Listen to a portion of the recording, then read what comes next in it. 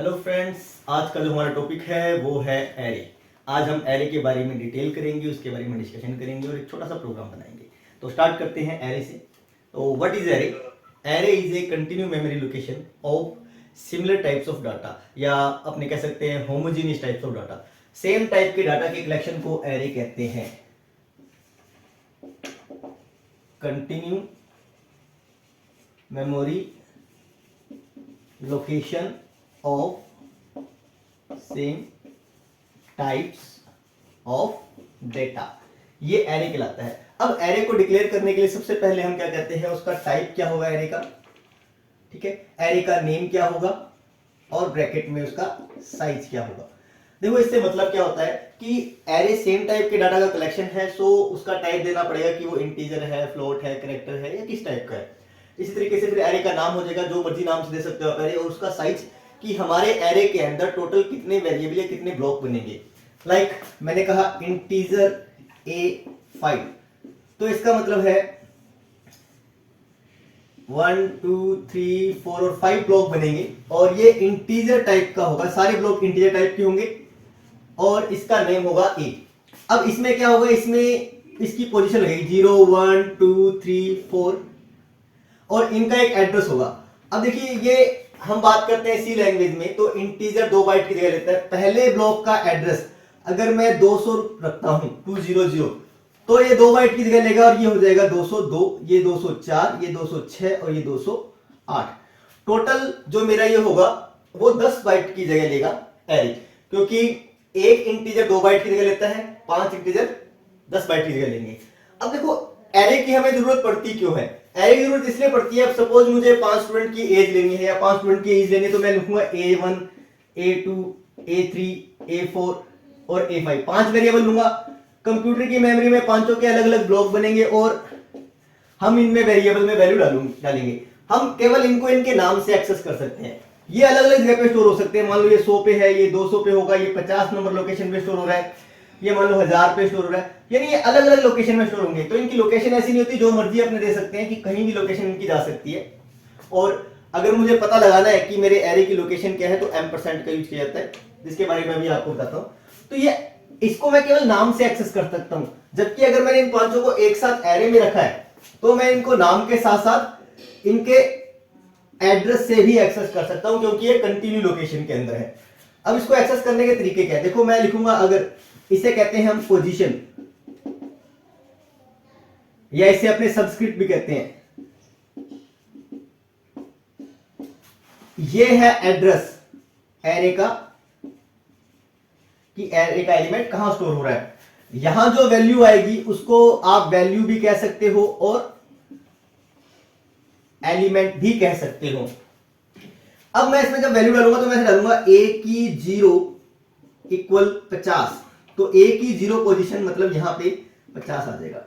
देखिए, जो एरे की पोजीशन होती है वो हमेशा 0 से स्टार्ट होगी और साइज -1 तक रहेगी। मेरे एरे का साइज है 5, तो जो इसकी पोजीशन रहेगी वो कहां तक रहेगी, 4 तक। अगर मैं इसकी A की 4 वैल्यू पे डालता हूं 100, तो यहां 100 आ जाएगा। इस तरीके से आप इसमें वैल्यू डालोगे, ठीक है। और ये वैल्यू डालने के लिए हमेशा पोजीशन का यूज किया जाता है। अगर आप एड्रेस के हिसाब से चाहते हो, तो एड्रेस के हिसाब से भी आप इसे देख सकते हो। अब बात करते हैं, अगर हमारे पास, मैं डालता हूं एरे की 5 नंबर पोजीशन में 60 डाला मैंने। अब यहां एरे की 5 नंबर पोजीशन है ही नहीं, तो ये एरे आउट ऑफ इंडेक्स वाली एक एरर आती है यहां पे, क्योंकि ये पोजीशन हमारे पास यहां पे एग्जिस्ट नहीं करती है। तो जो मेरा एरे है वो एरे इस तरीके से वर्किंग करता है। अब अगर मैं एरे को स्कैन करना है, प्रिंट करना है, तो अगर छोटा सा एरे है तो आप उस पर डायरेक्ट वैल्यू डाल सकते हो। जैसे मान लो मैं C++ की बात करता हूं, तो C++ में वैल्यू डालने के लिए, स्कैन करने के लिए Cin की जरूरत पड़ती है। तो Cin से मैं A की 0, A की 1, A की 2 इस पोजीशन में वैल्यू डाल सकता हूं। लेकिन अगर ये मेरा एरे बहुत बड़ा है, मान लो मैंने 50 का एरे ले लिया, तो इस तरीके से वैल्यू डालना पॉसिबल नहीं है। तो एरे में वैल्यू डालने के लिए लूप का यूज किया जाता है, और लूपिंग की हेल्प से हम एरे में आसानी के साथ वैल्यू डाल सकते हैं। कैसे डालेंगे? जैसे ये एरे की 5 पोजीशन है, तो हम 4 का लूप लेंगे। 4 एक अलग वेरिएबल लेंगे हम, जो लूपिंग वेरिएबल होगा I इक्वल 0 से I लेस देन 5, जो हमारे एरे का साइज है। मतलब लेस देन 5 मतलब 4 तक लूप चलेगा, और i प्लस प्लस, इसके बाद अगर मैं सी इन कराता हूं इसे,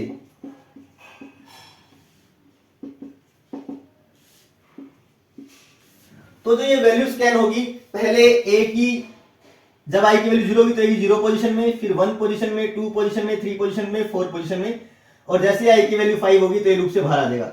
अब अगर मेरा एरे 50 का भी होगा तो भी हम यहाँ 50 लगाएंगे केवल, और मेरे 50 के एरे में वैल्यू स्कैन हो जाएगी। तो मैक्सिमम जो एरे में वैल्यू स्कैनिंग की जाती है, एरे में वैल्यू डाली जाती है, वो किससे डाली जाती है, वो लूपिंग से डाली जाती है। एरे में कोई भी काम किया जाता है वो लूपिंग के थ्रू किया जाता है। अगर आप अपने प्रोग्राम में एरे का यूज कर रहे हो तो वहां पे लूप को बनाना जरूरी हो जाता है, क्योंकि इससे क्या होता है, हमें एक फ्लेक्सिबिलिटी मिलती है और थोड़ा काम कम करना पड़ता है, लिखना भी कम पड़ेगा। अगर मैंने 10 का एरे लिए तो 10 बार वैल्यू स्कैन कराने के बजाय आप लूप के अंदर 10 वैल्यू को स्कैन कराओ, या उसमें कोई कैलकुलेशन करनी है, एक लूप चलाओ, लूप के अकॉर्डिंग सारा का सारा काम करो, तो वो काम आपका आसान हो जाता है। तो ये एक एरे की एक छोटी सी डिस्कशन थी, जिसमें हम एरे के बारे में डिस्कशन किया कि एरे क्या होता है, सेम टाइप के डेटा को कंटिन्यू लोकेशन में स्टोर करते हैं, और वो क्यों करते हैं, क्योंकि अगर मैं अलग अलग वेरिएबल में वैल्यू स्कैन करूंगा तो ये बहुत अलग अलग जगह पे स्टोर होगी, तो उसको हम एक्सेस इजीली नहीं कर सकते, कर सकते हो बट केवल नाम से एक्सेस करोगे, जबकि यहाँ पे जो है हम एड्रेस से भी एक्सेस कर सकते हैं। अब अगर मुझे इनकी पोजीशन चेक करनी है कि कौन सी एड्रेस पे, कौन सी लोकेशन में स्टोर हो रहा है, तो मैं इसको %a की 0 करूंगा। तो %, अगर आप प्रिंट करवाते हो तो वो क्या करेगा, वो हमेशा एड्रेस को प्रिंट करेगा कि ये कौन सी एड्रेस पे स्टोर हो रहा है। ठीक है, इसी तरीके से इसका एड्रेस देखना है तो आप %, लगाइए। % की हेल्प से हम किसी भी वेरिएबल के एड्रेस को देख सकते हैं। तो ये हमारे पास एक सिंपल से एरे के बारे में डिस्कशन है, छोटा सा टॉपिक। बाकी इसके प्रोग्राम्स होते हैं, और प्रोग्राम्स को आप केवल लूपिंग से बनाइए। That's it for array.